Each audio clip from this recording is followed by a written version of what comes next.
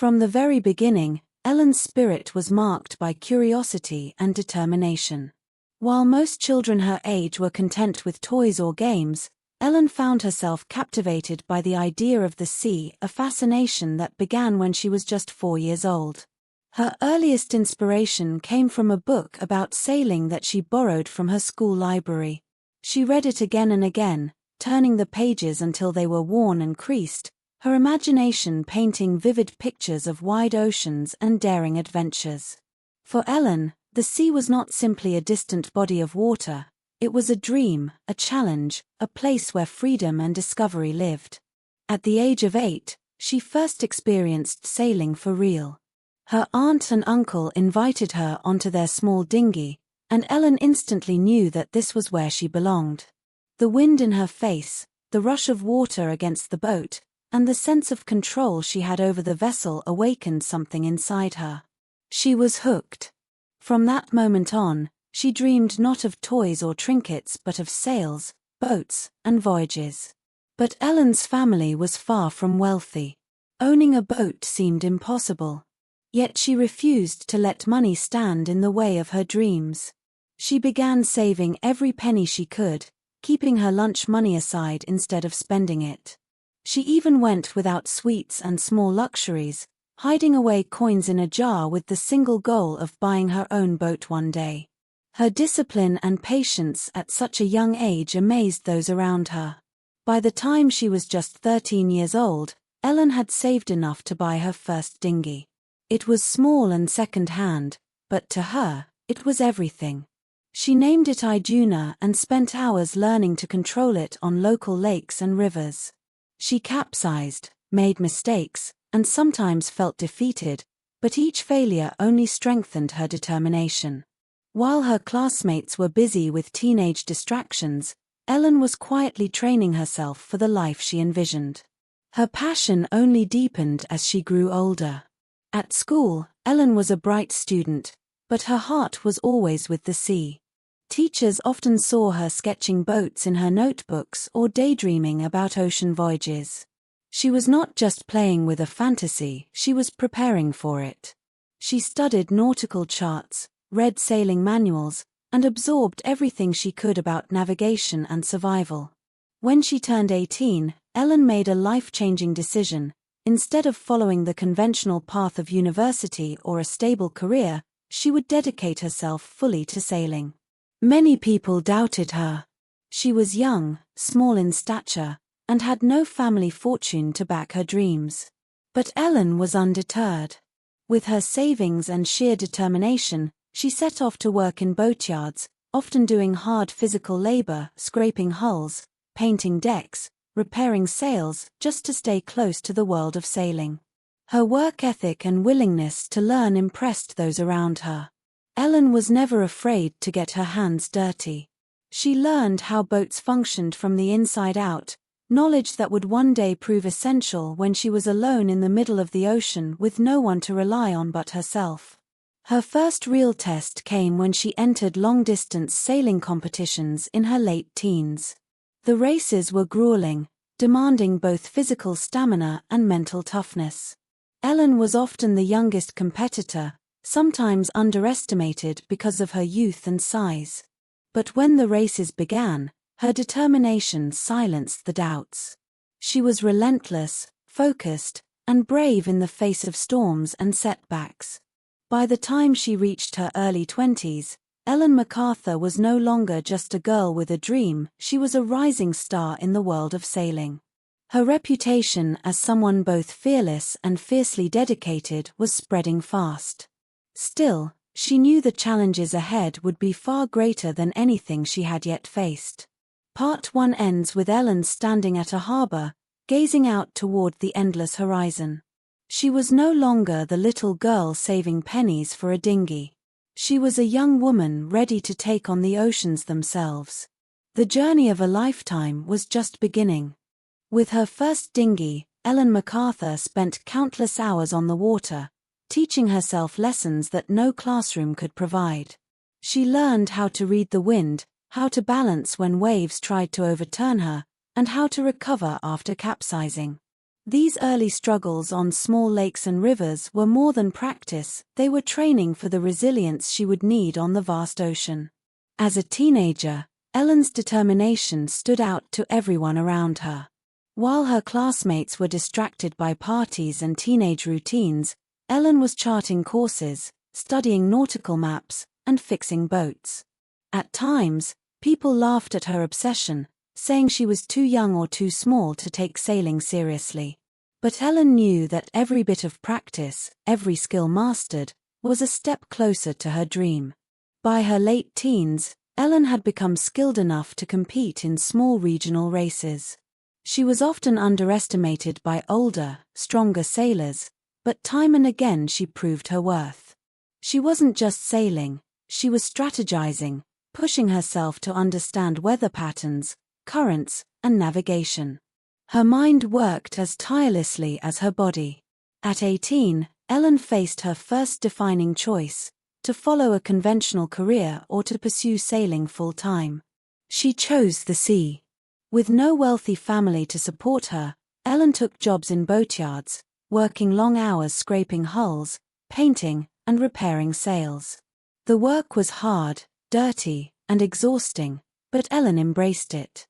Every hour on the docks meant more knowledge, more connections, and a stronger foothold in the sailing world. During these years, Ellen faced doubt not just from others but also from within. There were moments when fatigue and financial struggles made her question her path.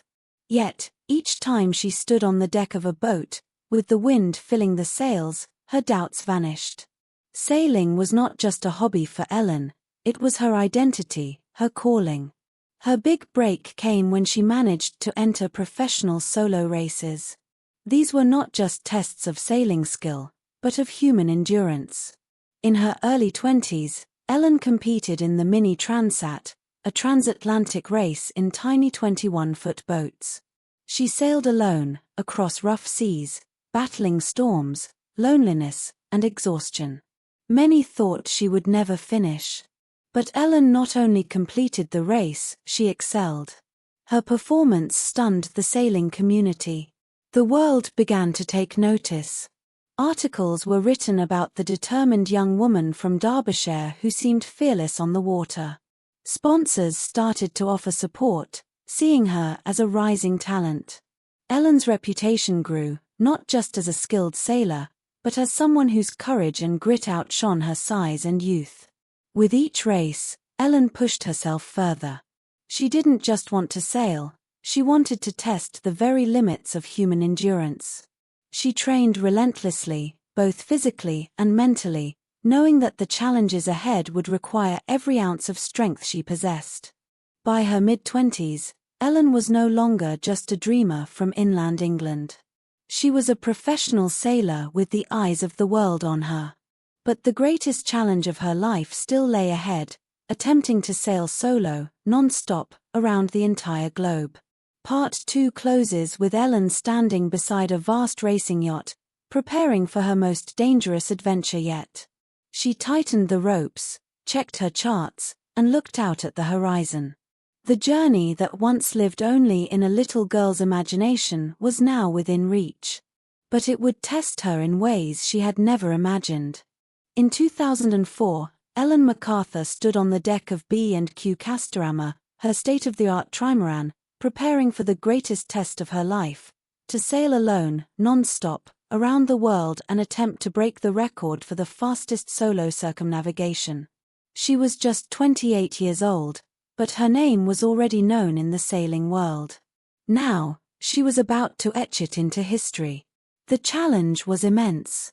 The world record at the time stood at 72 days, held by Frenchman Francis Joyon. To beat it, Ellen would need not only flawless sailing but also near-superhuman endurance. Her boat was fast, but fragile. The seas were unpredictable. And for more than 2 months, she would have no one to rely on but herself. When she set sail from Ushant, France, on November 28, 2004, Ellen carried with her more than just supplies, she carried the weight of her dream, years of sacrifice, and the hopes of all who believed in her. From the start, The voyage demanded everything. The North Atlantic tested her with brutal winds and towering waves. The trimaran raced across the ocean, and Ellen pushed herself relentlessly, snatching only minutes of sleep at a time. She learned to live on alarms set for 15 minutes, waking to adjust sails, check instruments, or steer through storms. The Southern Ocean, often called the most dangerous waters in the world, pushed Ellen to the edge. Here, waves could be as high as buildings, and storms swept with a fury few humans had ever faced alone. In these waters, Ellen battled exhaustion, ice-cold winds, and isolation. Her hands blistered, her body ached, and sometimes, she broke down in tears. Yet she never allowed despair to overtake her. When equipment failed, she repaired it. When the seas threatened to swallow her boat, she fought back with determination. Her resilience was matched only by her discipline. Ellen rationed her food carefully, endured damp clothes, and performed constant maintenance on the boat. She even climbed the mast, in dangerous swells, to fix torn sails, a task so terrifying that most sailors wouldn't attempt it in calm waters. Alone in the middle of nowhere, Ellen's grit kept her moving forward. As she rounded Cape Horn, the southern tip of South America, she entered the final leg of her journey. The Atlantic awaited her, but so did exhaustion. She had been at sea for weeks, surviving on almost no proper rest. Her body was frail, but her spirit burned stronger than ever. Each mile brought her closer to home, closer to the dream she had chased since childhood. On February 7, 2005, after 71 days, 14 hours, 18 minutes, and 33 seconds at sea, Ellen MacArthur sailed back into Ushant. She had done it, shattering the world record and becoming the fastest person ever to sail solo around the globe. Crowds gathered to cheer her return, and tears streamed down her face as she realized the enormity of her achievement. The girl from landlocked Derbyshire had conquered the oceans. Her record stood as a symbol of what determination, sacrifice, and courage can achieve. Ellen was knighted as a Dame Commander of the Order of the British Empire, DBE, and celebrated worldwide as a hero. Yet, for Ellen, the journey was about more than records.